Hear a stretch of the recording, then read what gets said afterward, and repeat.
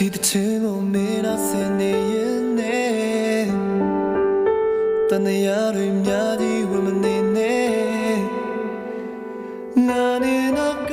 ဘုမဝေရတဲ့လူနေဝေကငါစိတ်ရှိတိုင်းစမင်းနဲ့နှစ်ချင်းဆိုင်ထိုင်ပြီးစကားတွေပြောလိုက်ခြင်းနဲ့ချိန်အတိုင်းတာတွေရှိဒါတော့လည်းစိတ်ကူးပတ်တာငါရဲ့ဘက